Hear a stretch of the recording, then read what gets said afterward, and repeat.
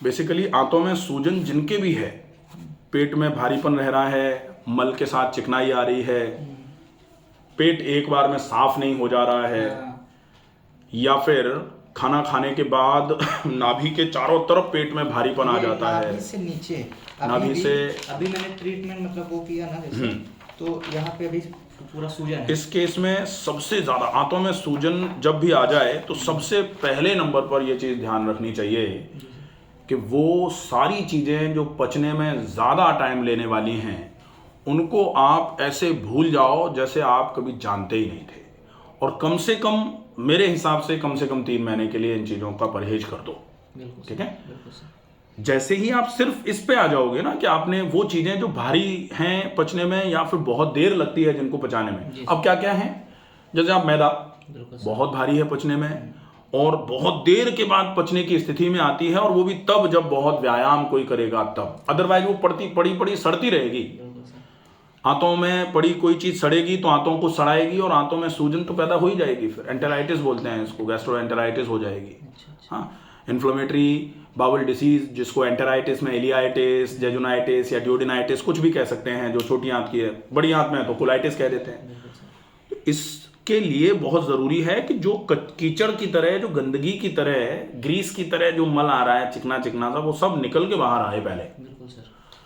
उसको निकालने के लिए ये जरूर ध्यान रखना पड़ेगा कि ये भोजन सबसे पहले बंद कर दिया जाए, क्योंकि एक बार हमने खरोंच के निकाला, दूसरी बार फिर से वही खा दिया तो फिर बेकार है, कोई मतलब नहीं, फिर तो निकालने का क्या मतलब निकला। मुझे पुरानी चीजें याद आ रही हैं कि मैंने गड़बड़ किया है, बहुत गड़बड़ तो की है सर। अब कम से कम ये है कि जो हो गया उसको भूल जाओ, लेकिन अब वो रिपीटेशन ना हो, इसका विशेष ध्यान रखें, क्योंकि एक बार जो हो जाए, मान लो गलती से हो गया तो हो गया, लेकिन अगर वही चीज दोबारा होती है तो फिर उसको गलती नहीं कह सकते, फिर तो जानबूझकर की गई गलती कही जा सकती है वो। हाँ, तो ये कर लेंगे। दूसरा, आंतों में सूजन के लिए कुछ बहुत विशेष उपचार होते हैं। उन उपचारों को जैसे अपन यहाँ हैं अभी, तो यहाँ कराए जाएंगे वो सारे, तो उनको बहुत अच्छे तरीके से समझो। सबसे पहला उपचार, आंतों में सूजन को दूर करना है तो सबसे पहले आंतों की धुलाई करने के लिए आप जैसे पेट पर थोड़ा सेक करो, पेट पर सेक किया 5 मिनट के लिए। उसके बाद पेट पर या तो मिट्टी की पट्टी है अपने पास, तो मिट्टी अवेलेबल है तो मिट्टी की पट्टी लगा दी। तो मिट्टी की पट्टी क्या करेगी, मिट्टी की पट्टी जब भी लगाई जाती है तो मिट्टी आंतों को सिकोड़ने का काम करती है, क्योंकि मिट्टी में पानी मिला लिया जाता है, और मिट्टी में पानी जब मिलाते हैं तो सादा पानी मिट्टी के साथ मिलकर के मिट्टी को ठंडा कर देने का काम कर देता है, तो मिट्टी ठंडी हो जाती है। और वो ठंडी मिट्टी जब पेट पर लगाई जाती है, अब कुछ लोग ये भी जो कहते हैं कि भाई मिट्टी की जगह क्या हम गीला कपड़ा लगा सकते हैं, तो लगा तो सकते हैं, कोई नुकसान नहीं है, लेकिन गीले कपड़े में और मिट्टी की पट्टी में कितना फर्क है। मिट्टी की पट्टी पोरस होती है, जो हीट को पेट से लेगी मिट्टी में से ऐसे ऐसे ऐसे करके और यहां से एवापोरेट कर देगी, ऊपर चली जाएगी, तो सेम कूलिंग सेंसेशन लगातार रहेगा जितनी देर तक पेट पर मिट्टी की पट्टी रहेगी। और आपने ये गीला कपड़ा कभी अगर पेट पर लगाया है, जैसे कभी कभी क्या होता है ना, पेट में जलन हो रही है गीला कपड़ा रख लो, माथे में जलन हो रही है गीला कपड़ा रख लो, पट्टियां बदलनी पड़ती हैं, ऐसे बदलते रहो, तो बदलते ऐसे रखी है तो थोड़ी देर के बाद ये गर्म हो जाएगा, ऐसा फिर ऐसे पलटेंगे तो ये ठंडा लगेगा, तो हीट डेसिपेशन नहीं हो पाता कपड़े में। लेकिन मिट्टी आप यहां लगा के रख दो, आप जितनी देर लगा के रखोगे, आप ऐसे लगाओ वो एक जैसी रहेगी, क्योंकि मिट्टी पोरस होती है, हीट को एब्जॉर्ब करके डेसिपेट करती रहती है, तो मिट्टी का बड़ा फायदा है। तो पहले सेक किया, उसके बाद मिट्टी की पट्टी कर दी पेट पर। गरम ठंडा पहले करने की आवश्यकता नहीं है, पहले तो अपन सेक कर लेंगे 5 मिनट का, हॉट वाटर बैग से 5 मिनट सेक कर लिया। उसके बाद मिट्टी की पट्टी रख ली, और मिट्टी की पट्टी रखने के बाद फिर एनिमा कर लिया। अगर जैसे यहाँ है, चूंकि जो लोग यहाँ नहीं हैं, जो लोग घर पे करना चाहें, वो पहले गरम ठंडा सेक करके मिट्टी की पट्टी कर सकते हैं, क्योंकि वो घर में एनिमा नहीं कर सकते। और अगर घर में भी एनिमा कर सकते हैं तो कोशिश ये कर सकते हैं कि पहले सेक करके मिट्टी की पट्टी करके एनिमा कर लिया।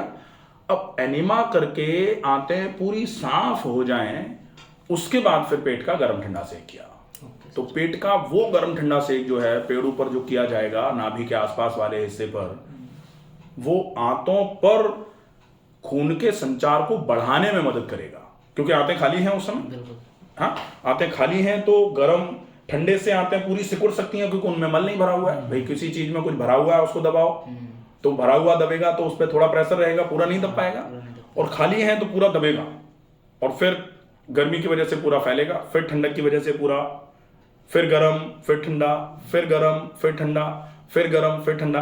जनरली यहाँ जकड़न होती है, यहाँ सूजन आती है, तो यहाँ हड्डी टूट जाए, उंगली सूज जाती है, तो लोग कहते हैं ना ये करो, तो ये क्या है, ये सिकुड़ रही है, ये फैल रही है, सिकुड़ना फैलना, सिकुड़ना फैलना, सूजन कम हो जाती है।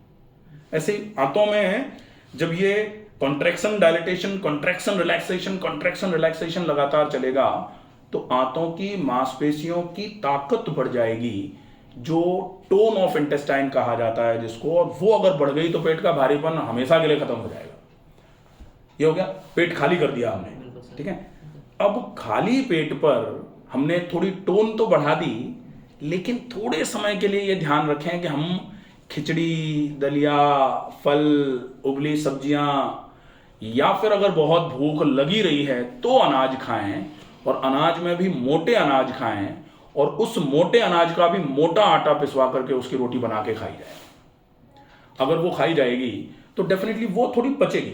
और ये पुरानी कहावत है कि हाउ मच टू ईट, कितना खाना खाना चाहिए, तो उत्तर आता है कि half of the stomach should be filled with solids, आधा पेट भोजन और एक चौथाई लिक्विड, तो 3/4 हो गया, और 1/4 खाली छोड़ देना चाहिए। खाली क्यों छोड़ना चाहिए? जैसे ये बॉटल है, इस बॉटल में पानी पूरा भर रखा है यहाँ तक, बिल्कुल यहाँ तक, यहाँ जैसे ये बॉटल है यहाँ तक भर दिया, बिल्कुल सर। अब आप हिलाओ, अब बॉटल यहाँ तक भरी हुई है, पानी हिलाओगे वो पानी हिलेगा ही नहीं, क्योंकि भरी हुई है पूरी। अगर इसमें कुछ मिलाना है तो मिल नहीं सकता अच्छे तरीके से। और वहीं अगर ये बॉटल है, इसको अगर अपन 3/4 भर दें और यहाँ तक भरने के बाद इतना खाली रखें ऊपर का हिस्सा, अब अगर हिला है ना, तो ये स्थिति है। हिलेगा, मिलेगा, भोजन अगर पाचक रसों के साथ मिलेगा तो फिर उसका पाचन अच्छे तरीके से होगा, और पाचन होगा तो फिर वो नीचे की तरफ बढ़ करके आंतों में से एब्जॉर्प्शन होना चालू हो जाएगा। ये बहुत आवश्यक है। तो भोजन कभी भी, पुराने बुजुर्ग कहते थे कि भोजन भूख से आधी रोटी कम खाना चाहिए। अगर आप 4 खाते हो तो आप 1 कम कर दो, 25% कम कर लो। अगर 2 खाते हो तो 1.5 खा लो। आप जैसे, और रोटी को ही कम करने का विचार किया था, आप सब्जी अब्जी या फिर वैसे फल वल कम करने की आवश्यकता नहीं, वो जल्दी पच जाते हैं। तो जैसे ही इस स्थिति में आते हो, आप देखोगे आपने शुद्धि कर ली, थोड़ा ये खाने पे ध्यान रख लिया, और थोड़ा व्यायाम कर दो। व्यायाम करके आप खून की नलियों में खून की चाल को अच्छे तरीके से बढ़ा दो, और जितना खून की चाल बढ़ जाएगी उतना मांसपेशियों, भाई खून की चाल बढ़ेगी, मांसपेशियों पे तो बढ़ रही है, मांसपेशियों की खून की सप्लाई अच्छी हो रही है, मांसपेशियों की कार्य क्षमता अच्छी हो जाएगी। और गैस्ट्राइटिस या एंटेराइटिस या आईबीडी में हो क्या रहा है? कार्य क्षमता भी तो इन्फ्लेमेशन का एक साइन, लॉस ऑफ फंक्शंस, कार्य क्षमता में कमी, तो कार्य क्षमता धीरे धीरे करके बढ़ना चालू हो जाएगी। डेफिनेटली आंतों की सूजन के लिए बहुत अच्छा उपचार है। व्यायाम में आप थोड़ी देर टहल लो, थोड़ा सा अनुलोम विलोम प्राणायाम कर लो, थोड़ा सा डीप ब्रीदिंग कर लो, ये करके आप बिल्कुल धीरे धीरे करके समस्या खत्म ही हो जाएगी। शाम तक का रूटीन क्या रहना चाहिए खाने में, डाइट वगैरह? वो मैं आपको पूरा लिख करके दे देता हूँ, ठीक है। और दूसरा सर क्या एनिमा है? हाँ, एनिमा वो बड़ी हाथ को साफ करता है या दोनों हाथों को साफ करता है? छोटे देखो मैंने अभी बताया आपको, एनिमा जो है गैस्ट्रोकोलिक रिफ्लेक्स जनरेट करने के लिए है। ये एक बहुत अच्छा प्रश्न है कि एनिमा लेते हैं, लेकिन एनिमा तो पानी तो केवल बड़ी आंत के थोड़े वाले पार्ट में ही जाता है।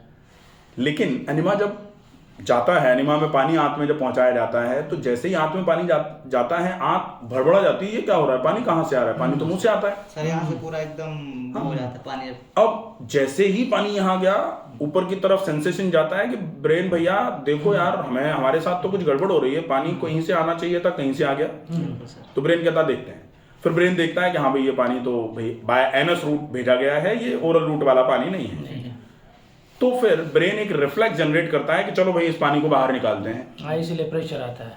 अब इसीलिए प्रेशर आता है। अब वो पानी को बाहर निकालने के लिए ब्रेन के पास क्या है? ब्रेन कोई ऐसा तो है नहीं कि एक बॉटल भेजेगा, भैया ले पानी निकल के बाहर आ जा तू, ऐसा तो है नहीं।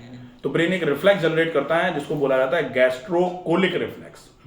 गैस्ट्रो मतलब आमाशय, कोलिक मतलब बड़ी आंत।